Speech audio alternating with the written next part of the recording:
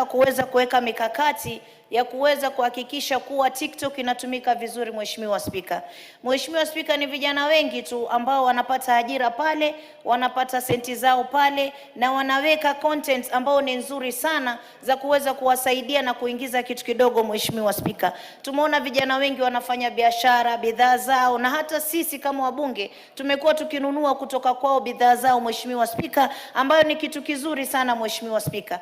Lakini pia kuna wengine ambao wanaitumia TikTok vibaya. Mheshimiwa Spika, utapata mama ya mtu pengine amewekwa uchi kwenye TikTok, anachekwa, mtu ampigwa picha bila kujua, bila idhini yake, imetumika kutumia content ambao si nzuri. Mheshimiwa Spika, na watoto wadogo wakifika pale wanakutana na picha na video ambazo ni za kutamausha sana, ambazo zinawaharibu pia akili zao. Mheshimiwa Spika, kwa hiyo mimi nataka niwaambie vijana wa Kenya, sio kuwa nyinyi mnanyimwa kutumia TikTok lakini nataka iwekwe mikakati ambayo kwamba mtatumia TikTok vizuri ili muweze kujifaidi na kuendeleza maisha yenu. Mheshimiwa Spika, lakini Mheshimiwa Spika, ikumbukwe kuwa China mpaka wa leo wameban kwao TikTok kwa sababu walijua ina madhara gani. Mimi ningependa niseme taifa hili, kabla tungekuwa tumeanza kutumia TikTok, ingekuwa tumeweka mikakati. Umeona sasa, ndio kwa hivyo unaona sasa hivi vijana wanaanza kubabaika, wanaona kama ajira zao zitapotea, lakini sivyo hivyo. Ni mikakati ya kuweka sheria ya kutumia TikTok vizuri. Tumeona watu wanawekwa kwenye masanduku majeneza kwa wamekufa, mtu mwingine ambaye hana ufahamu anaanza naye kupeleka hiyo information kuwa fulani amekufa wakati ambapo ni urongo. Mheshimiwa Spika, kwa hiyo mimi kama mama nimeona mengi sana kwenye TikTok. Nimeona watu wanatukana na matusi, wengine wanaweka live wanatukana na matusi mabaya, hata watoto wakipatikana na simu akiangalia anaona vitu ambavyo sivyo. Mheshimiwa Spika, lakini pia nimeona wengi ambao wanafunza masala ya herbals, masala ya mambo mazuri sana katika jamii. Mheshimiwa Spika, kwa hiyo sisi wale ambao sisi tunaangalia kuweza kutoa zile content ambazo ni mbovu ni wale ambao wanatumia TikTok vibaya. Na Mheshimiwa Spika, hii taifa inaongozwa na sheria, ambao sheria ilipigiwa kura na Wakenya wote. Mheshimiwa Spika, na lazima sheria ifuatwe hata kwenye mitandao. Kwa hiyo mimi nataka niseme TikTok imetoa ajira, ndio TikTok imesaidia wengi, na kama alivyosema ndugu yangu Kiare, imekuwa na msisimko mkubwa kwenye jamii ambao imesaidia vijana wengi na hata watu wazima, hata sisi kina mama, hata sisi wabunge hapa tunatumia TikTok kuweza kupeleka information kwa watu wote ama kwa jamii ambayo inatuangalia kutokana na social media. Lakini ni lazima tujue message gani ambayo inatoka kwa TikTok kuingia kwa wananchi. Ni lazima tujue who is behind this TikTok ambaye anaitumia vibaya. Wengine hata hizi kazi mnasikia za wanajeshi ambao wanaenda Russia, Mheshimiwa Spika, wengine wamepata tu pale ndani ya TikTok. Mtu anatumiwa message, anakimbia mbio, anavushwa na Uganda nini, mara akianza kulia kuwa anateseka kule, hayo masala yanarejeshwa kwenye jumba hili, sisi kama wabunge na serikali inaanza kulaumiwa. Ndio maana sasa kama serikali lazima tuweke mikakati ya kuweka sheria ambayo heshima itadumu ndani ya TikTok, nidhamu itatumika vizuri, na vijana wetu waweze kufaulu katika mambo yao mazuri ambayo wanayotumia ndani ya TikTok. Kwa hiyo nataka nimwambie kijana wangu mmoja kutoka Jomvu, ameniuliza mama, mbona bunge hili lenu linataka kufunga TikTok? Nataka nikwambie TikTok iko sawa utasi, wewe utumie kwa vizuri, wala msilete matatizo kwa wengine. Ni regulations tu ambazo tunaweka kuweza kuweka mikakati ya sawa. Asante sana Mheshimiwa Spika. Majority Leader.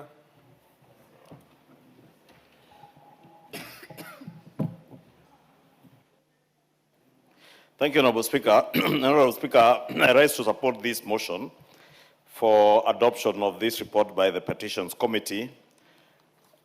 And to re-emphasize, Honorable Speaker, the motion is to regulate the content on TikTok and other social media platforms. Because TikTok is one social media platform, Honorable Speaker, but there are many social media platforms. Honorable Speaker, also to point out to what the Speaker alluded to, that indeed part of what we seek to address, and I must thank Bob Ndolo, is it Ndolo? KJ? Bob Ndolo, who was a petitioner in this matter, because he is a very spirited Kenyan and one who values our nation and its young people.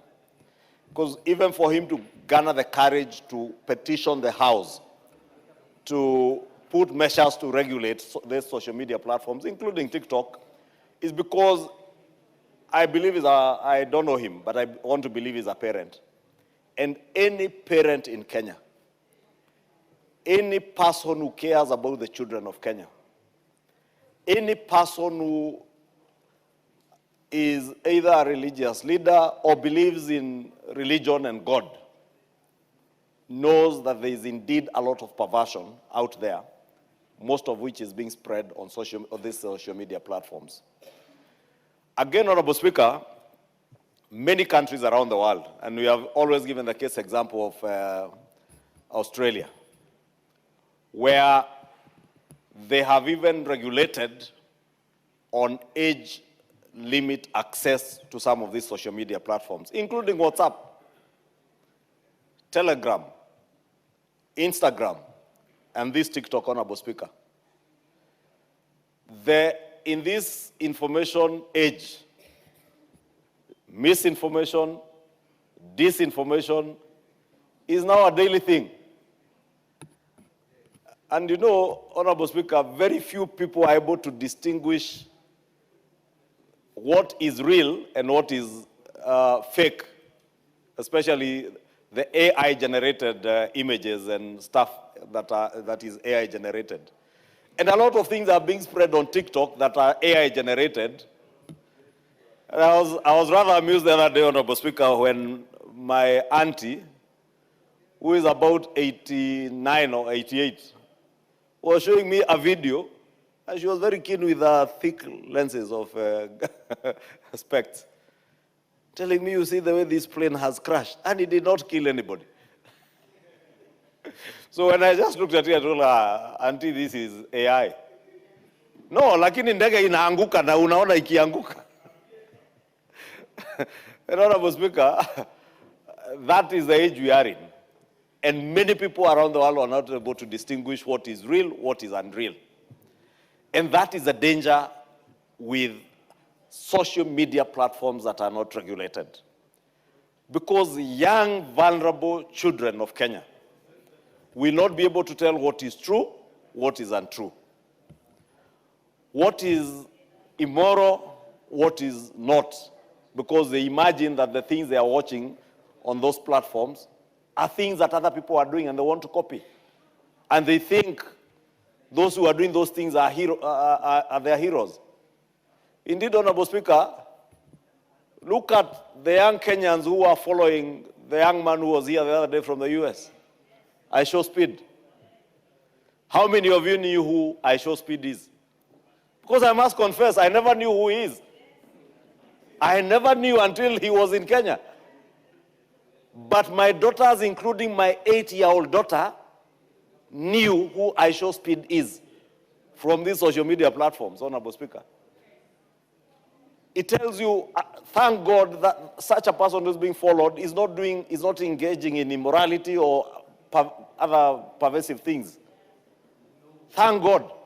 But what if they were following someone who is showing, what if that Russian who was in Nairobi and around the other day was doing those things and recording the women he was recording and sharing them on platforms that our children, our young school girls, and in fact, you know, we only came to know it because he shared it on his Telegram, was it Instagram or Telegram page? Instagram. Honorable Speaker, if you can add me 2 minutes. That is the danger, Honorable Speaker, that we are confronted with. And if we don't regulate these social media platforms, because those out there now who are misinforming Kenyans that the National Assembly wants to ban TikTok, we are not banning TikTok. But we want to institute measures, and that is why we are saying this is a motion, this is not a law. And let me tell those out there who do not know, motions are not laws. And until the ministry comes up with a bill or regulations that will be gazetted that state how these social media platforms will be regulated, there's nothing that will change. But we are urging, and if you look at the resolutions of the committee, is that within 4 months upon adoption of this report, mechanisms for enhancement of age verification on social media platforms, localization of Kenyan user data to be retained within the country. Because, Honorable Speaker, data protection today, data is a gold mine. The most valuable thing in the world today, or valuable asset that anyone holds today, is data. And we must protect our data that is being mined using these social media platforms, including TikTok. Honorable Speaker, you may have noticed, if today you are watching a video on use of private jets, these phones are able to profile you, and tomorrow you will keep seeing very many videos showing you various forms of jets. Or even if you are looking for a car online, it will keep sending you reels showing the kind of car you are looking for. Therefore, it is data, your data that has been mined. How do you protect yourself and your children from that, Honorable Speaker? That is what we are dealing with. And Honorable Speaker, people are earning from your data. And all of us. Therefore, we must protect. The other thing we are saying is to ensure that 4 months upon adoption of this report on digital literacy programs, to create awareness on data privacy, processing and storage, and community guidelines by social media platforms, including TikTok, Honorable Speaker. Therefore, let it be clear, we have no intention to ban TikTok, but we have every intention, and we have a moral obligation and national duty that we owe to ourselves, to our children, and even to God, who has bestowed us with the ability to raise children, to protect them, Honorable Speaker. We have that national duty to regulate the content that is on all social media platforms, including TikTok, Honorable Speaker. Because if we don't do that, we will have failed our nation, we will have failed our children, and we will raise up a nation that has no morals, that has no ethics. And if we want to raise a nation that is moving towards